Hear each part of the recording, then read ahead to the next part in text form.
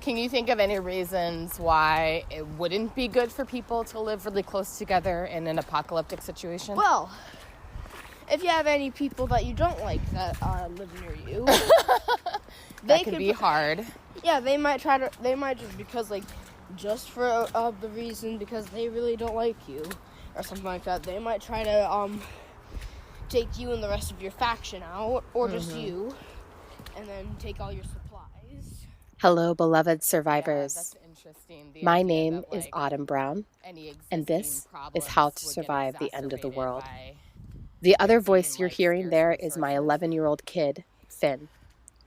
Long before COVID-19, Finn and I started talking about surviving an apocalypse.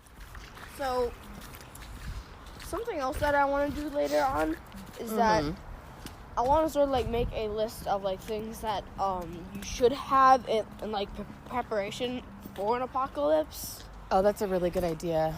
Like in your home? Yeah. A few months ago, we started planning a mini-series for this show in which we dive deep into disaster and crisis survival with a focus on marginalized communities and marginalized voices. Our goal is to offer lessons, coaching, and ideas on the hard skills of survival, as well as space to have the hard conversations about the issues we can anticipate we will face: access to food, water, shelter, protection, and medical care. Some episodes will also look at what we preserve and retain under rapidly changing and unpredictable conditions. And then COVID-19 hit, and we realized we can't move forward with our series until we address this current scary-ass moment. And so this episode is a conversation I had last week with the amazing MARYSE Mitchell-Brody.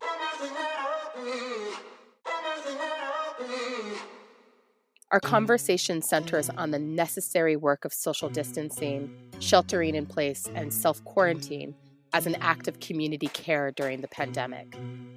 We discuss in depth the risks of the state's response to the pandemic, the inequities embedded in our systems and structures, as well as the solutions our communities are already creating as we lean into practices of mutual aid and networks of care.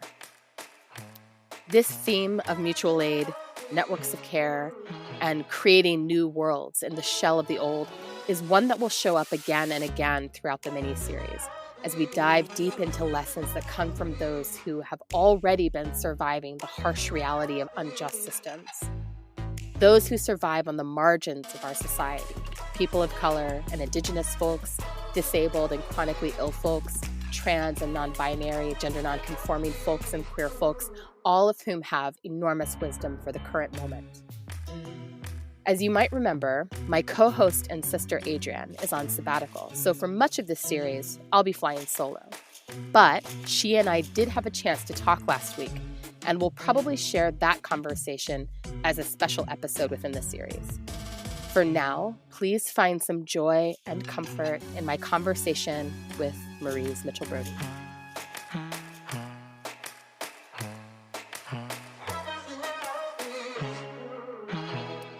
All right, I am so excited to welcome to the show one of my best friends on earth and one of the people that I look to for leadership, for political thought partnership, for inspiration, basically at all times of my life, but especially in hard times.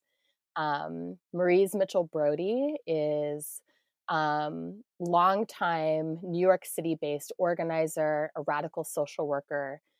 MARYSE has been active in movements for healing justice, sex worker organizing, racial justice, economic justice for over 20 years. MARYSE was part of the Rock Dove Collective with me back in the day, and we've done healing justice organizing work at the local and national level together for many years. And MARYSE is currently runs the Sex Worker Giving Circle at the Third Wave Fund, which is the first and only sex worker-led fund housed at a U.S. foundation. basically they're like a total badass and everyone should follow them on Instagram. MARYSE, is there anything that you want to like also say about yourself and how badass you are? Oh man, I wish we were in person so you could see the cheesy grin on my face right now. Me too. I want to let everyone on this podcast know that one of the things I'm most sad about in this moment was that I was going to get to go see Autumn this next weekend. So this is a That's good right. way to, have a second best option. It's really an honor to get to be on your show and to get to be brought in to share and amplify some things that I've learned. And a lot of what I've learned sort of in relationship with you and in our communities. So, yeah, I guess I'd also just say that I'm here very much in a personal capacity, right? Like from what I know as a disabled and chronically ill person, from what I've learned over the years as a social worker, from what I know from having a lot of disabled and chronically ill people, many queer and trans, mostly Black, Indigenous, and people of color, who've taught me a lot about what it means to take care of each other in tough times.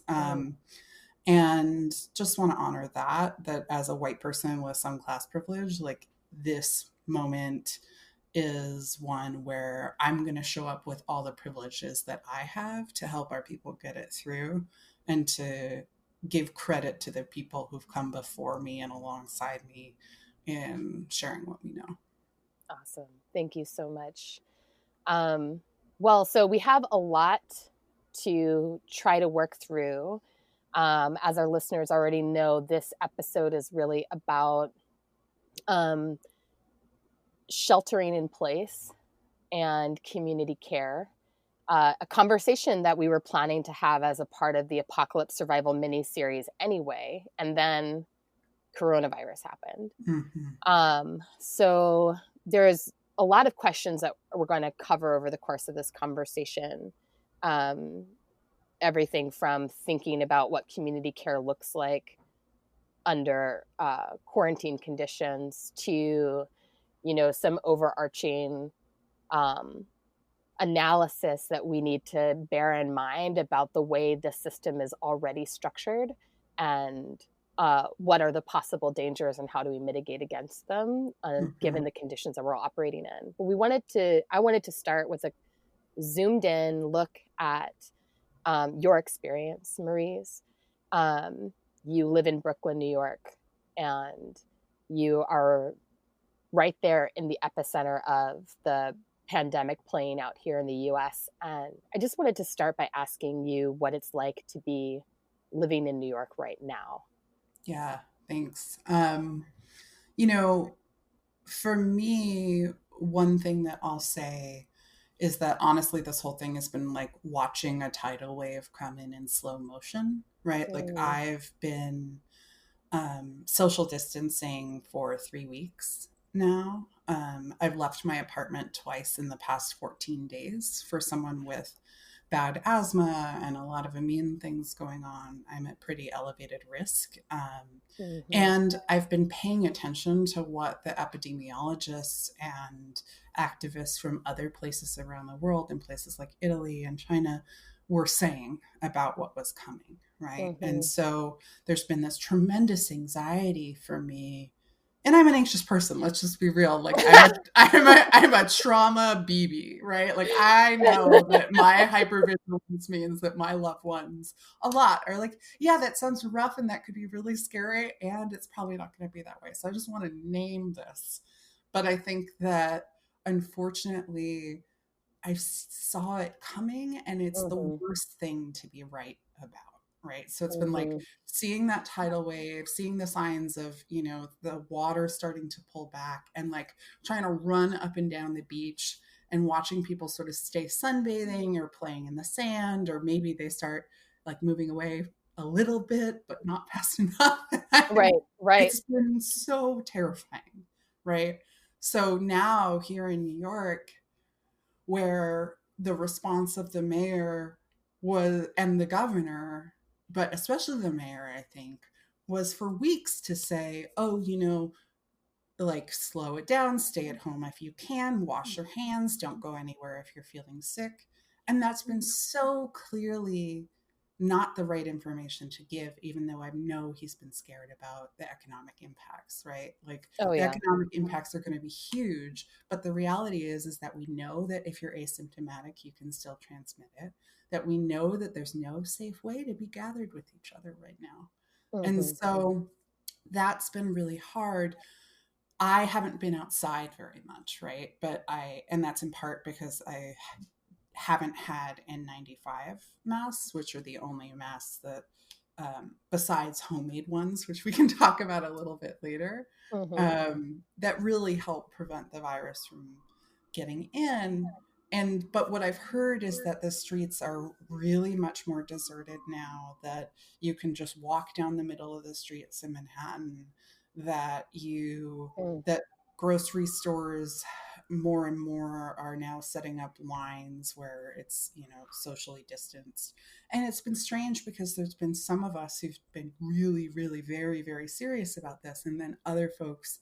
And I think that some of this also has to do with a lack of outreach in the languages that people speak and a lack of information being shared in the languages that people speak, right? Hmm. I think that there's a huge disparity around that.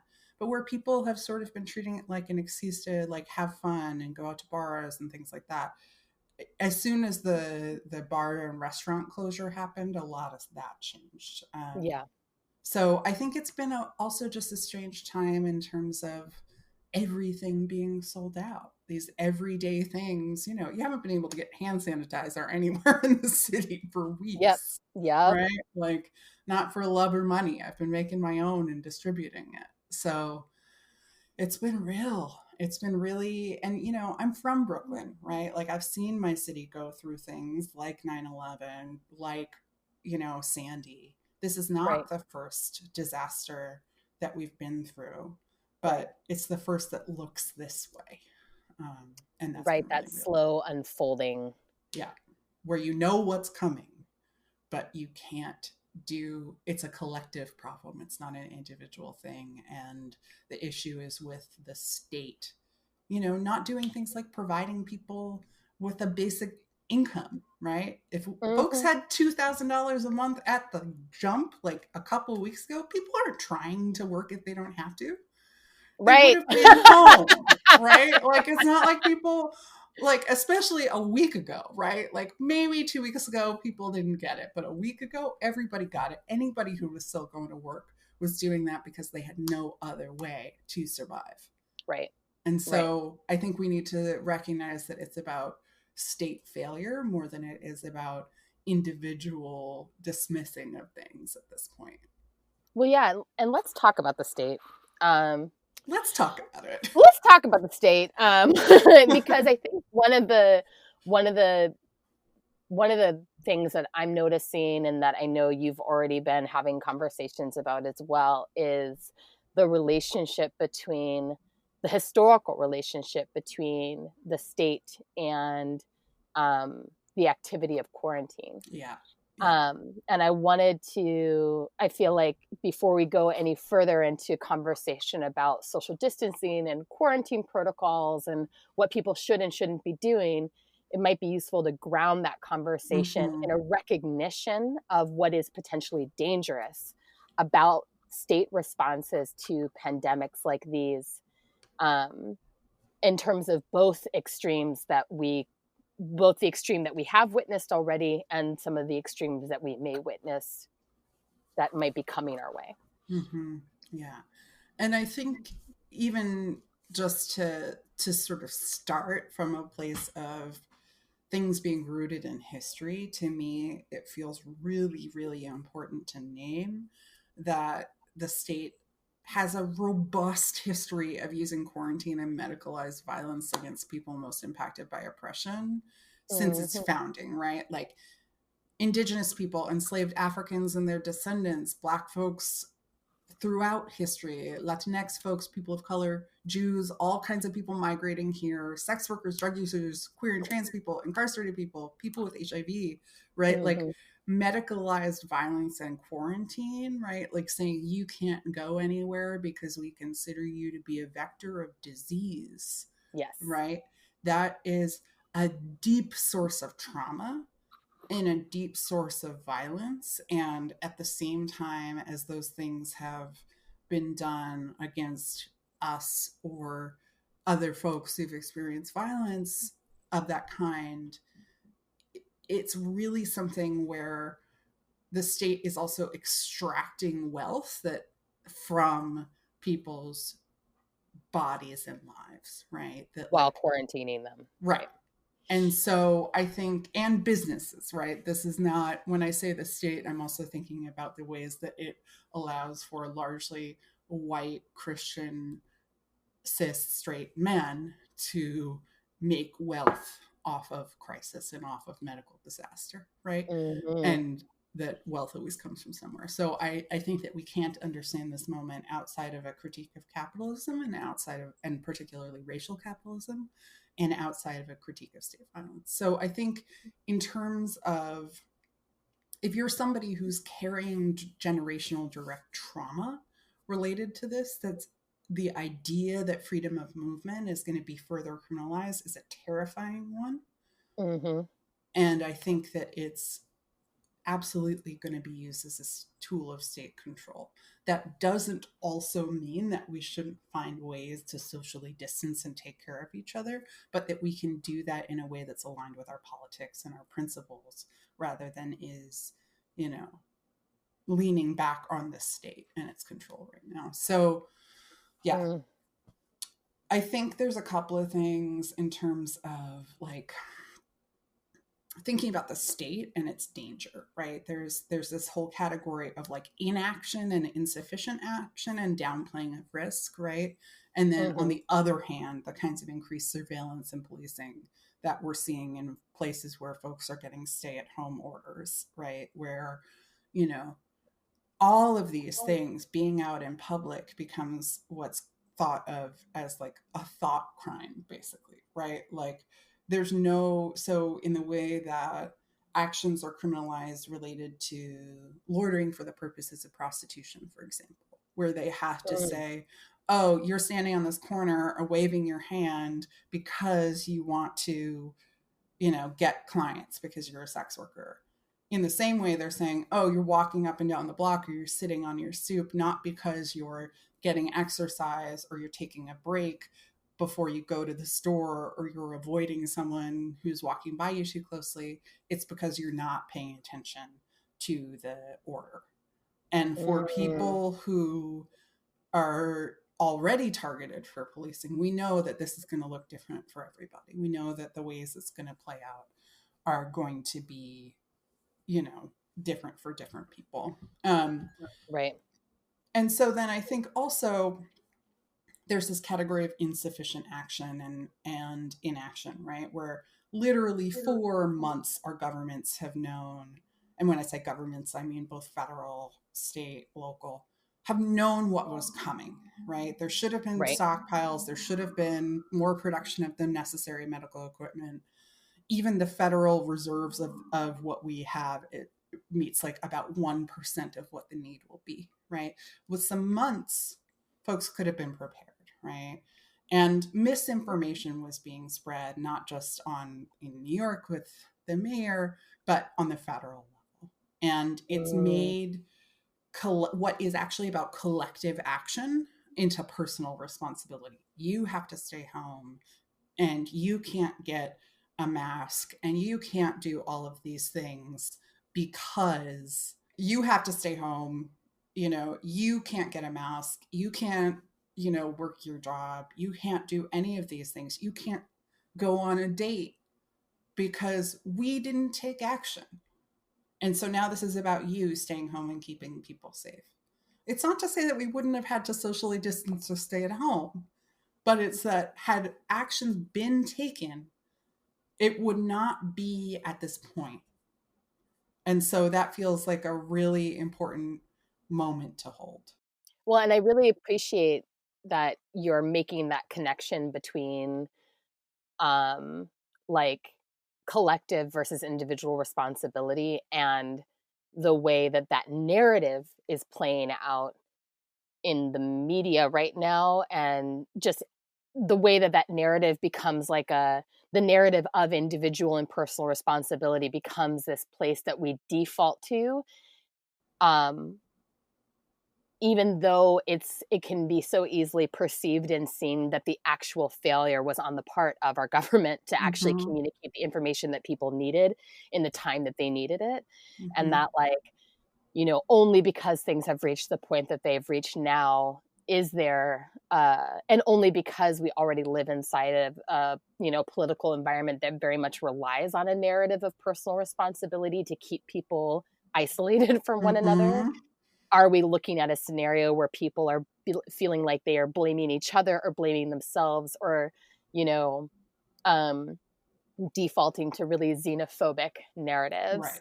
Like, I literally saw someone who is not a friend, but just someone that I am connected to on social media, who recently came out with a post about how she is infected with the virus. She's really, really sick, and she feels so regretful about all the ways that she didn't take seriously what the protocols were, or the warnings. And then in the list of things that she feels guilty about, she included, I feel guilty about all of the single-use plastics that I have consumed from Asian countries. And I was just like, literally, what the fuck is this doing in this list? Right? Like, that is just, it is just like so clearly like a xenophobic response to the fact that she is now sick, you know, and like both falling into this idea of like somehow her personal choices about like what she spends money on, but specifically choosing to spend money on products from Asia, is somehow related to her being sick. It was just like such a distortion, such a clear distortion of reality. Yeah. And like that is also the kind of like subtle spread of a xenophobic response to the pandemic, where no one, and I was like looking at her comments and noticing that like no one like commented on or called out the fact that she specifically referred to products from Asian countries as a part of the problem. Right. And I think that there's this thing happening right now, you know, which often happens in response to trauma, where we need to believe that the world is fair somehow, right? And that there are things that we can do. And I say trauma, particularly in the US context, right? That there are things that we can do that if we do them in the future, they will keep us safe from the trauma happening again. And there are absolutely things that we can do to help reduce our risk for getting COVID, right? Depending where you are, all of those things, and for transmitting it. But because this desire to have like, here's a fail-safe method, it's a really dangerous place for xenophobia and racism to work its way in, right? I so deeply hoped after 9/11, as somebody who went to high school 4 blocks away from there, that after this terrible thing happened, that we would understand that our actions across the world as an empire had repercussions, right? That terrible things would happen to us if we did terrible things to other people. And instead of that being a moment where our trauma turned into transformation, that was a moment, and for some of it, it was, right? But for others of us and for the country as a whole, that trauma was capitalized upon to further empire, right? And I think that that's something we have to be really wary of in this moment, is to not let this be a time where, even though we have to be physically apart from each other, we become isolationist, whether that's in our interpersonal interactions or as a country.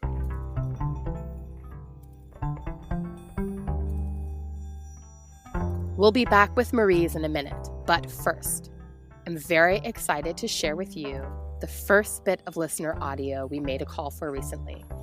We asked you to record your strategies for intimacy and connection to other humans during this time of social distancing, and lucky for us, you responded. The first voice you'll hear is Ellie Graziger, followed by Mia Rotondo. For me, reading out loud to loved ones is such an intimate and connective experience. And so I'll be, along with a sweetheart of mine, we are going to record ourselves on Instagram Live reading stories out loud that pertain to the times, from Octavia's Brood, from Braiding Sweetgrass, and sharing those with loved ones that we can't see physically, so that they can hear our voices and hear these stories that need to be amplified right now. Hi, dears. This is Mia, and I would say, texting, Zooming, everybody's doing all the things, but my favorite is just the occasional naughty Marco Polo, which is a little app where you can leave little video messages for a dear one, and that's been doing it for me. And to be honest, I'm really learning a lot about the folks that I'm dating throughout all this, so like a lot. So yeah, love yous. Thank you so much, Ellie and Mia, for sending us your voices. And it's not too late for the rest of you to send us something. What are your strategies for intimacy and connection to other humans during this time of social distancing? Let us know by recording audio into the voice memo app on your phone and then emailing it to us at howtosurvivepod@gmail.com. Okay, let's get back to my conversation with MARYSE. So it was, I think, a week and a half ago that you and Kate Werning sat down and recorded that special intro to the episode on the Healing Justice podcast, highlighting the webinar on the coronavirus that JD Davids and company organized. Mm-hmm. And I remember in that intro you said, right now, community care looks like canceling everything. And there are a couple of things I was wondering if you could like talk about in relationship to that statement. I'm curious to know, like, one, just what you've noticed in the week and a half since, you talked about that tidal wave. And I'm just curious to notice, like, what you've noticed in that last week and a half as the wave has hit and people are finally canceling everything. But I was also, wanting to talk about this idea of like slowing community spread to keep more people safe, and how in a way we're talking about a metadata process, right? That it's no longer about like, how do I keep myself safe from this virus, but rather operating under the assumption that, somewhere between 40 to 70% of us are going to contract the virus at some point over the next year.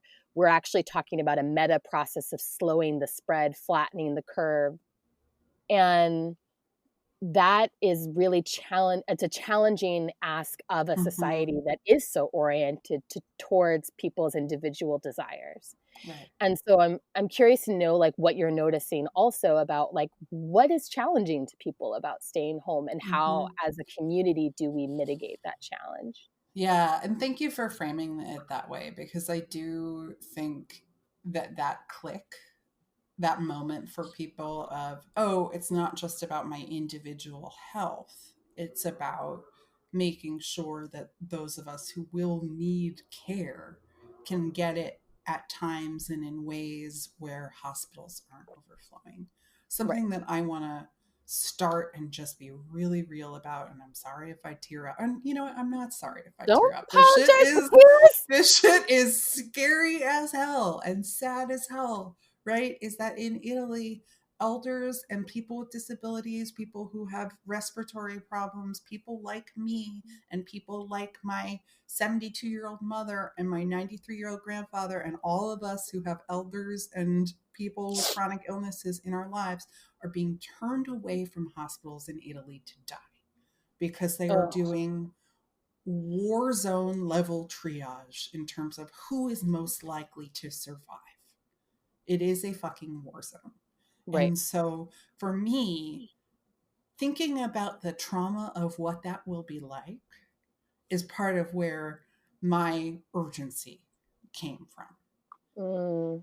And we need to do everything we can to minimize that level of grief and that level of trauma, because we don't subscribe to a war zone mentality when it comes to our people, right? What we on the radical left subscribe to is actually that we center people who most need support, who are most impacted by oppression.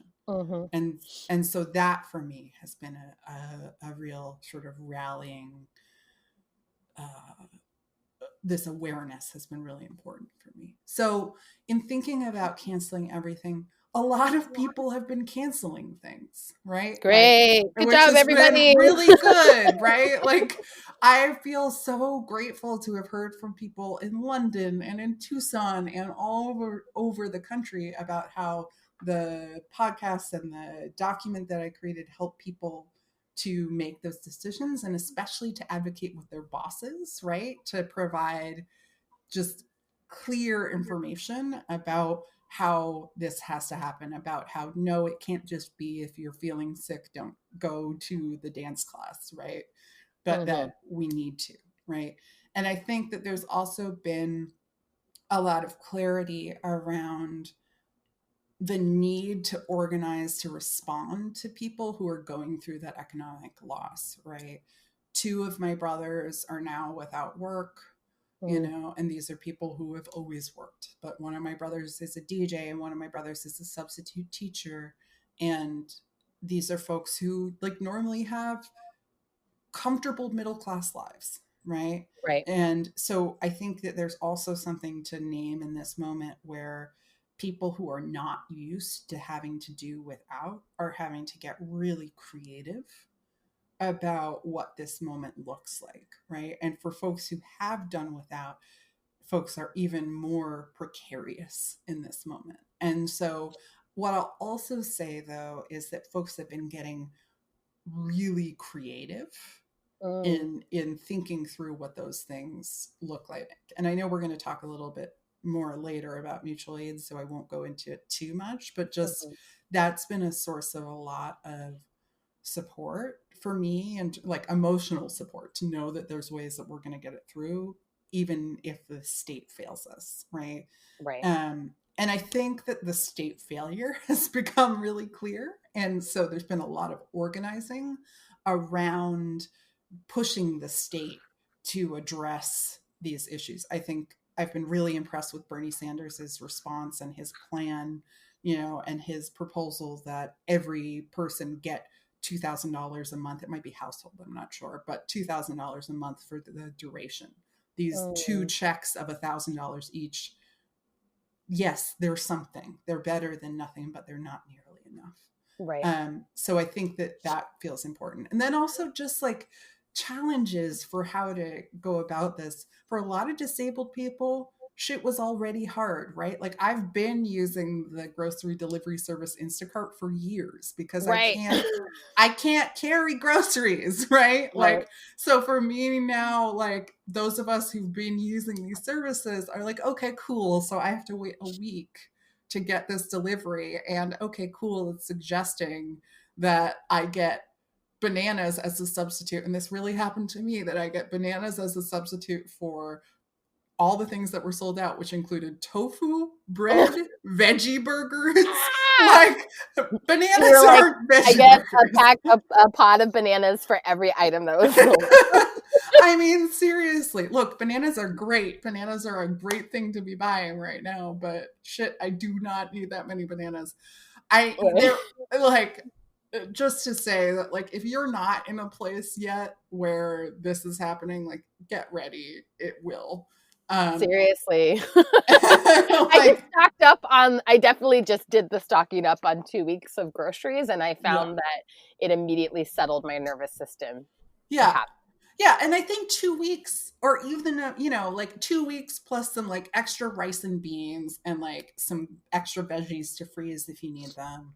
Like, those, to me, like, be reasonable. You don't need to like stock up so much, because that's the other thing that's challenging too, is that for working class people, like, buying a lot of supplies in bulk is not an option for a lot of folks. Like lots of my loved ones only go to the grocery store every few days because you only have enough to buy something for that day or for the next few days, right?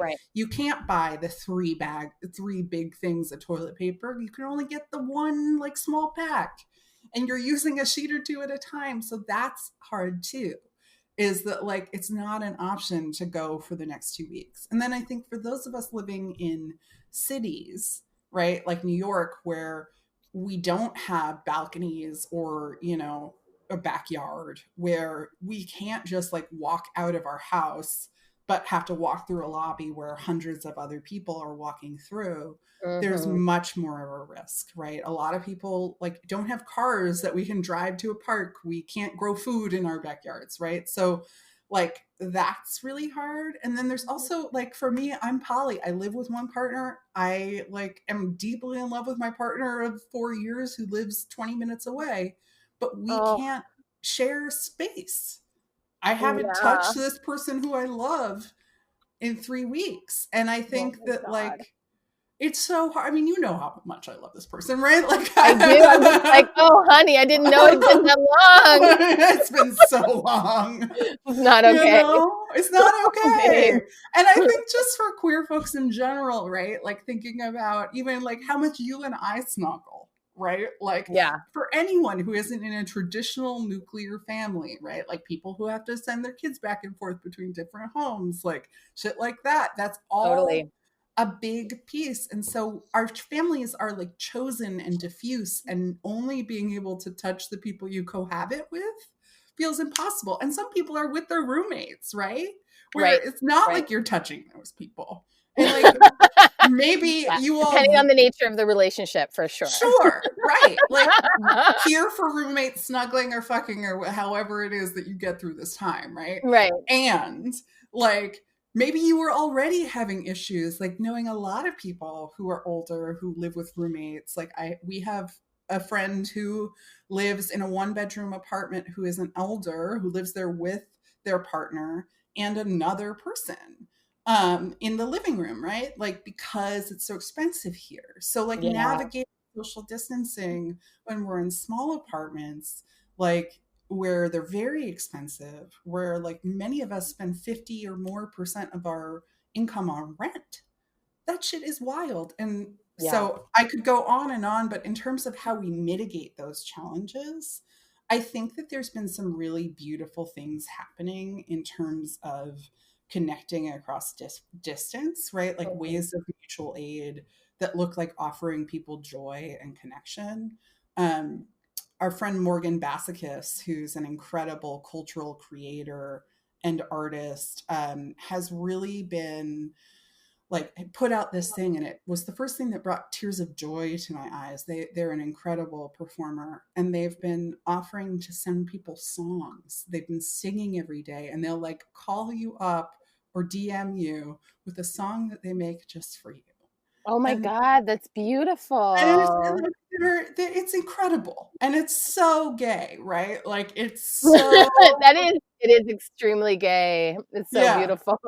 And thinking about like, so my brother, who's a part owner of this club in Brooklyn called Friends and Lovers, he's been so worried about his staff, right? And all the DJs and collectives who are mostly like working class folks of color who, like my brother, are from New York City, who believe in our city, who believe in keeping Brooklyn, and who are all out of work. And so they've set up this thing where they have a Patreon now where all of their different DJ collectives are making different mixes for folks.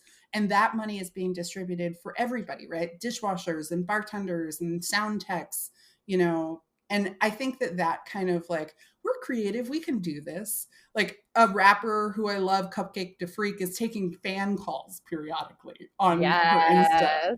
You know, there's a Crip remote dance party that's happening tonight.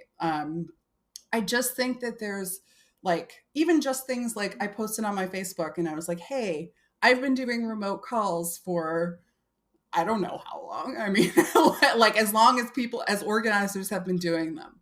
So if you have an issue, let me troubleshoot. I've like helped, right. You know, I've like helped people, like a bunch of elders figure out how to use Zoom. Like, Oh, of I course like, you have. I fucking love you. I love you too, but like, listen, I'm doing whatever the fuck I can with what I have. And it's been cool in this moment to be clear about like how ready I feel, even as I'm terrified, right? Like, Mm-hmm. knowing that we are ingenious. And even just like thinking about how you and I, that's been really present for me, is how when, you know, Black Lives Matter was first getting off the ground and things were like really popping in Ferguson, and we were like, oh, folks need to be doing healing justice practice spaces in a pop-up kind of way. This is something we've done.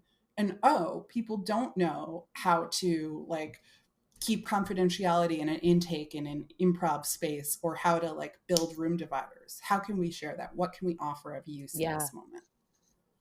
Yes. Right. And I really appreciate all the ways that you, and the fact that you keep kind of pointing back to this, like the readiness that's inherent in communities that have like specifically organizers and movement building communities that have already been thinking through these Right. questions. Right. And then also the particular readiness and leadership that's available to us of people who are disabled and chronically Mm-hmm. ill, who have already been, for a variety of reasons, having to practice something like social distancing. And I'm wondering, you know, not to put too fine a point on it, but if there's any other like, you know, gems or lessons that you would like to highlight from the leadership of those who are disabled and chronically ill, and or just pointing people to like, you know, if you want to be putting yourself in followership of those who are leading us right now, like Mm-hmm. what are the lessons, what are the gems, and who should we be paying attention to? Right. And one thing I'll add in addition to paying attention to is that if it's accessible to you, paying, right? Like, Yes. you know, I think that this moment is terrifying for disabled and chronically ill people. And even just the cost, like the number of hours that I have spent in the last couple of weeks trying to order things like isopropyl alcohol so that I can make hand sanitizer, so that that can be distributed to elders and disabled people in my building and in my neighborhood. Like the amount of labor and not just, you know, Yeah. money that's going into this. I'm not saying for me, like if you would like to make contributions, please make them to disabled and chronically ill trans and queer people of color. Like I'm Yes. doing okay, right? But pay folks, right? Pay the people sharing this wisdom. So now that we have that little piece aside, right, Mm-hmm.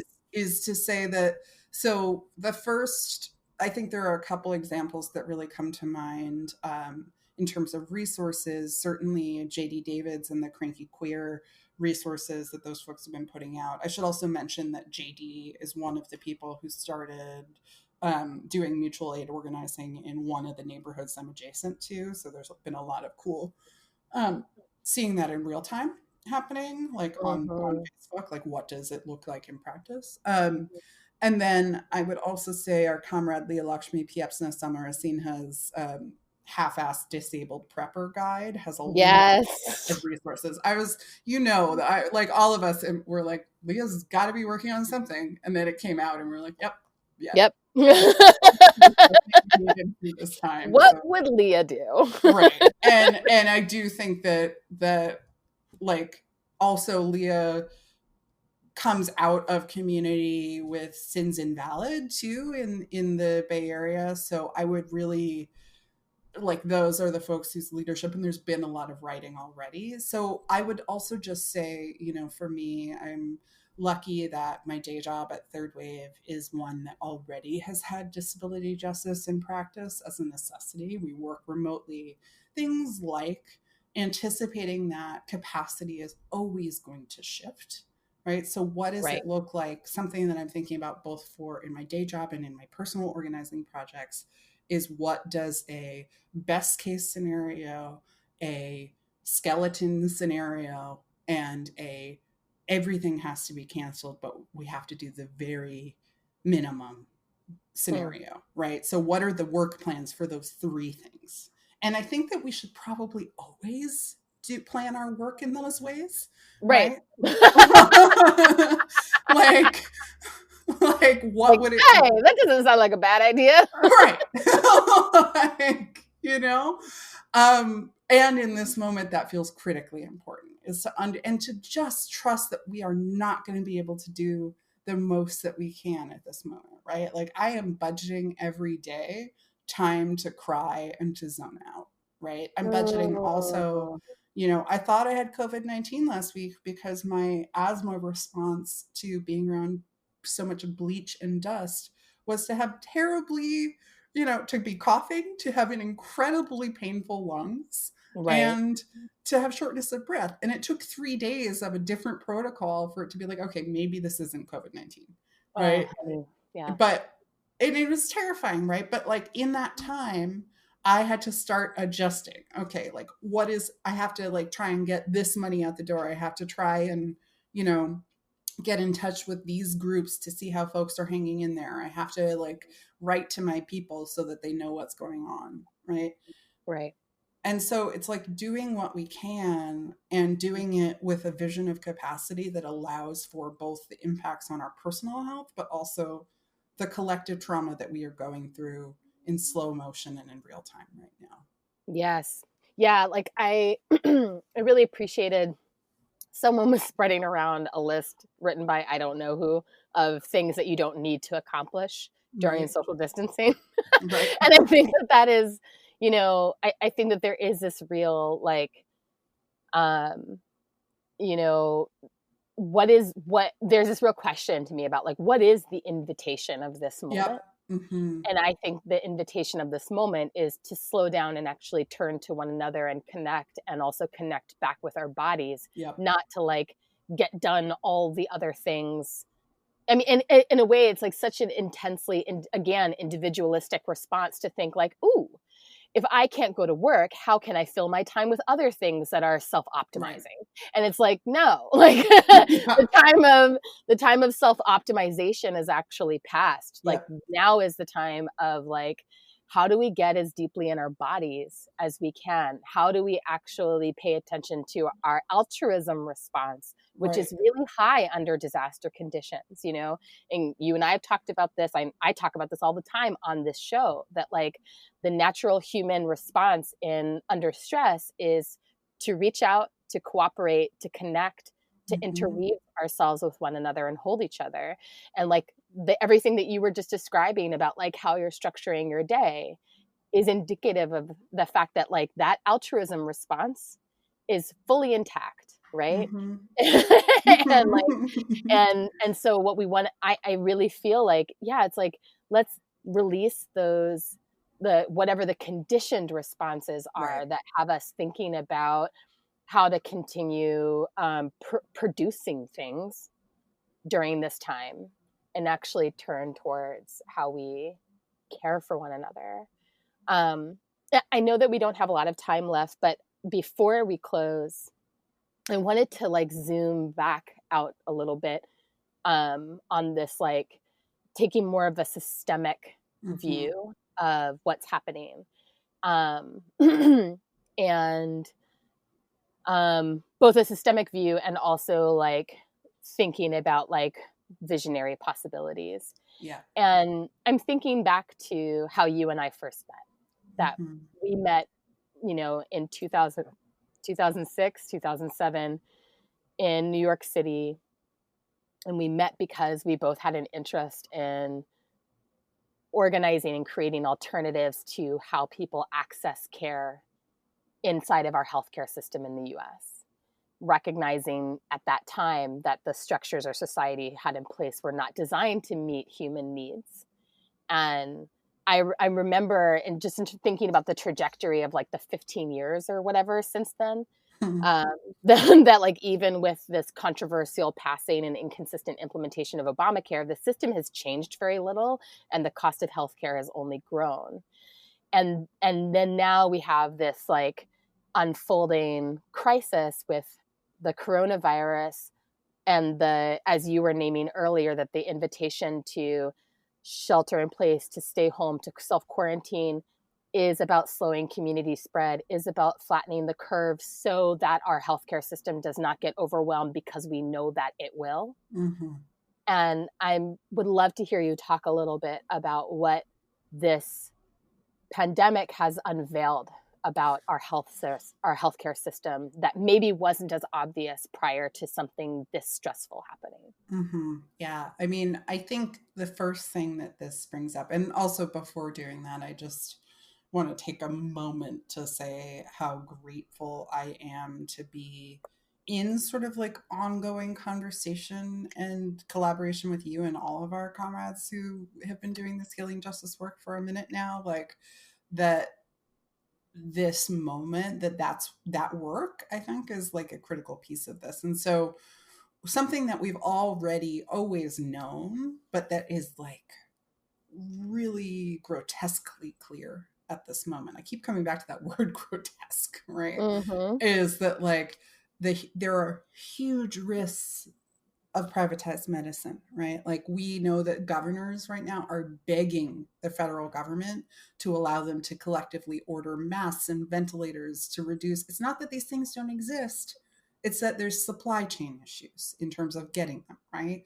And the contrast between the images coming out of countries where, yes, they do also have terrible things related to this pandemic, but where medical workers are wearing not just masks, but full hazmat suits. Right. And here, where a hospital in New York City distributed information to its nurses about how to make masks out of coffee filters and hairbands, right? Yep. Is totally, totally harrowing, and it's totally unnecessary. And I'm so angry, right? Because we know that frontline workers like nurses and doctors, but also and especially orderlies and janitorial staff and intake folks, right? Their labor is the difference between us getting through this and not. And in addition to restaurant workers and domestic workers and sanitation workers and transit workers, right? But like, it is so, those are our people who need to be most treasured right now.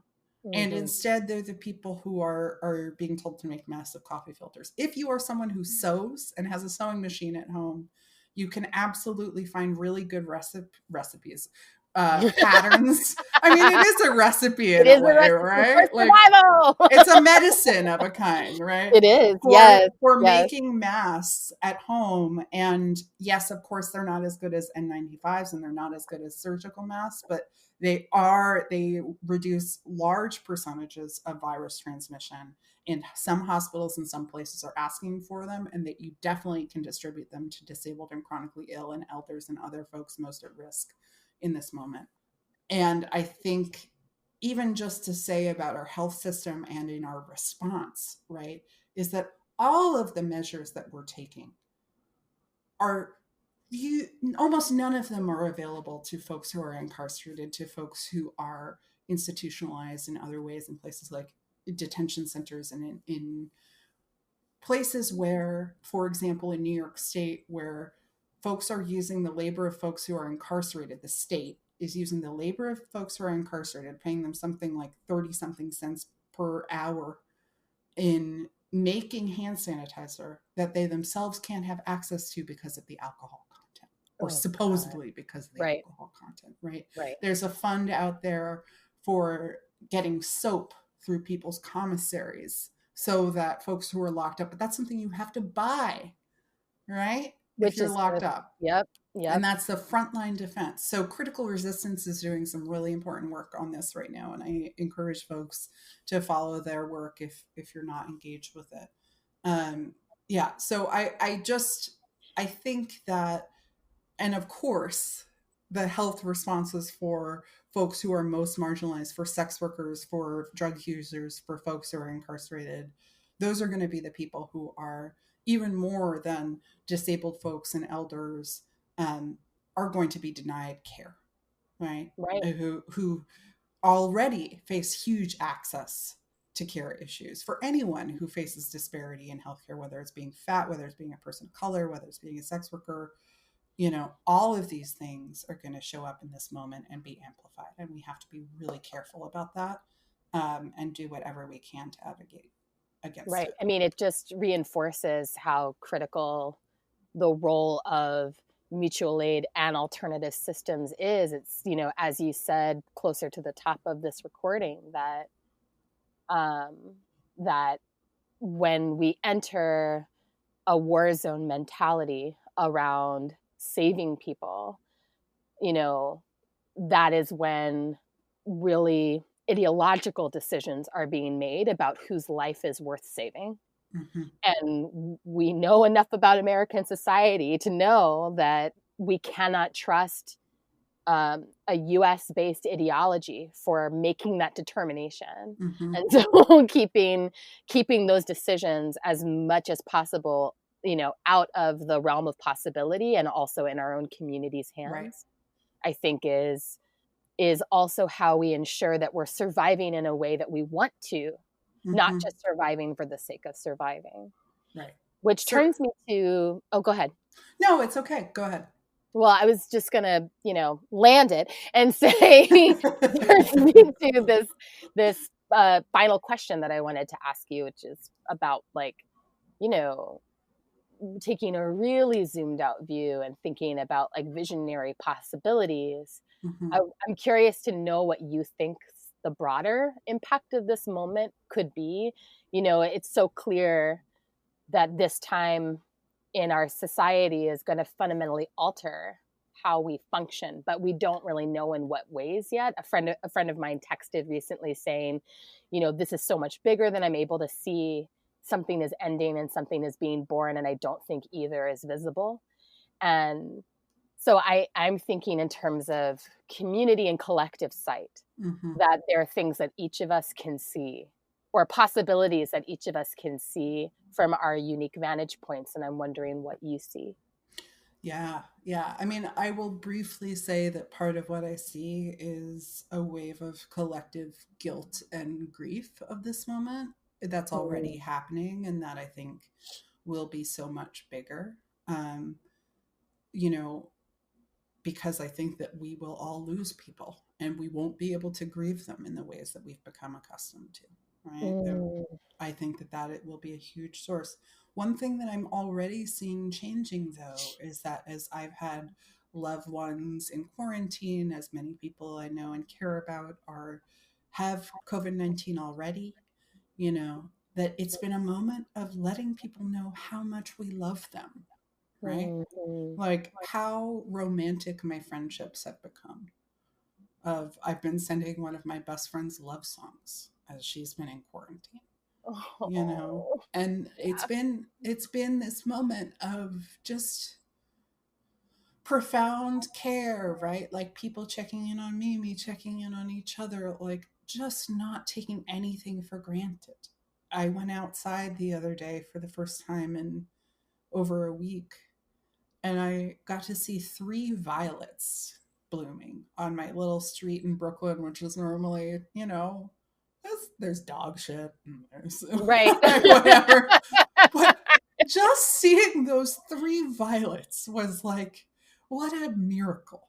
Yeah. And I think that I taking things for granted. I don't think that those of us who have been adults through this period will take as much for granted.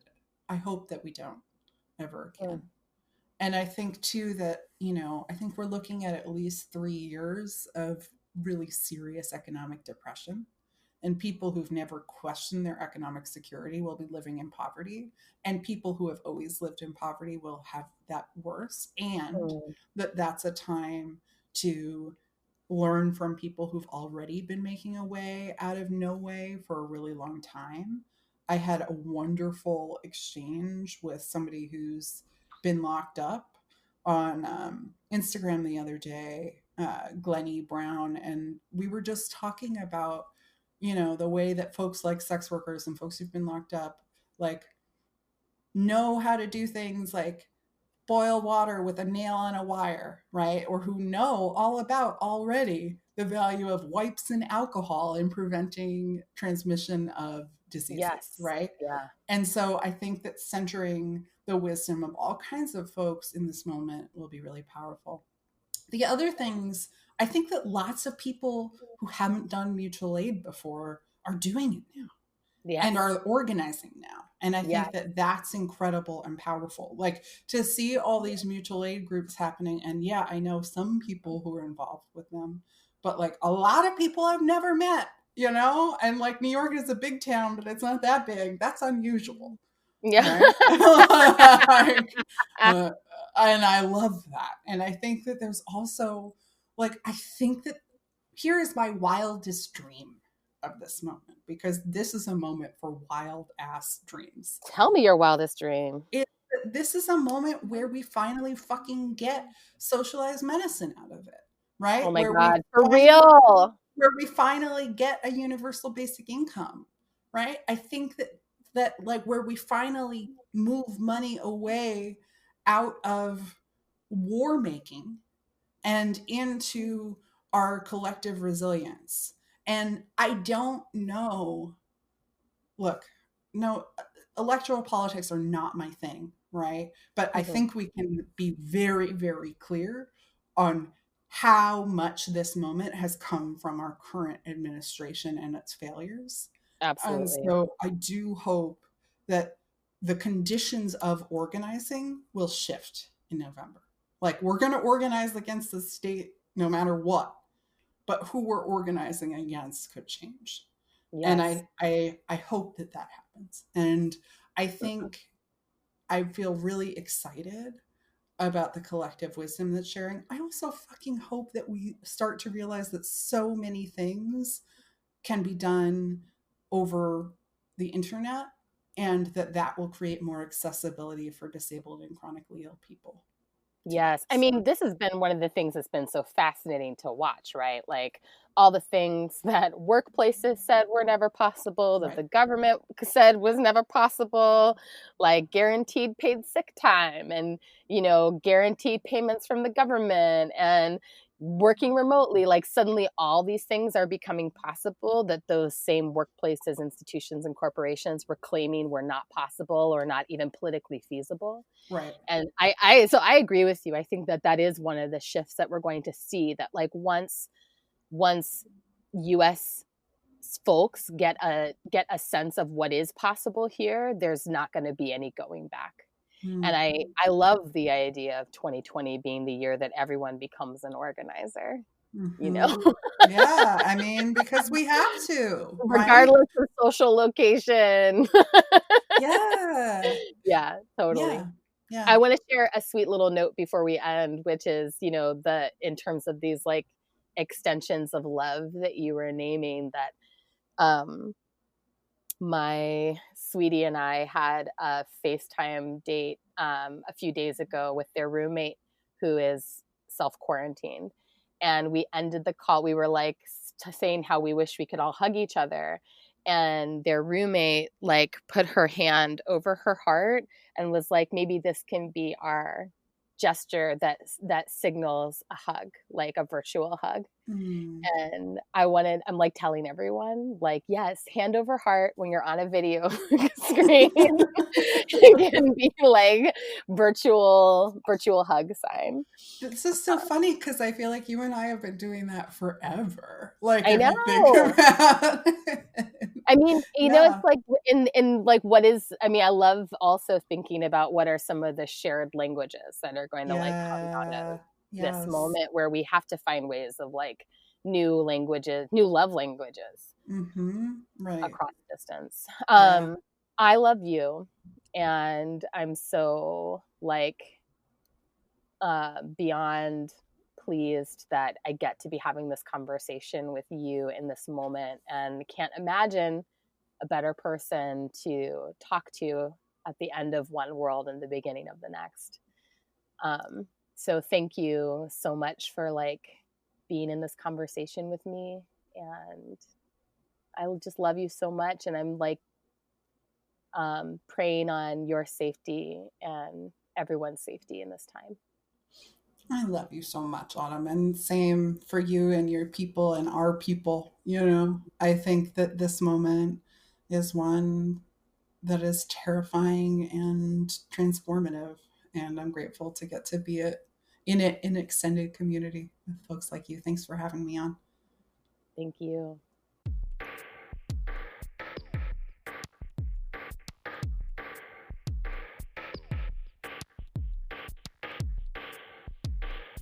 Thanks for tuning in to the Apocalypse Survival mini-series of How to Survive the End of the World. Upcoming episodes will look at medicine and healing where there is no doctor, food and water on the run, digital security, growing food, and more.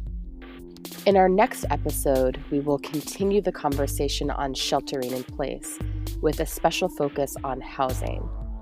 We'll feature my interview with longtime squatter, housing activist, and prison abolitionist Vicky Law about how to turn abandoned buildings into homes and defend your right to stay there. How to Survive the End of the World is on Twitter and Instagram at End of the World PC. We're also on Facebook at End of the World Show.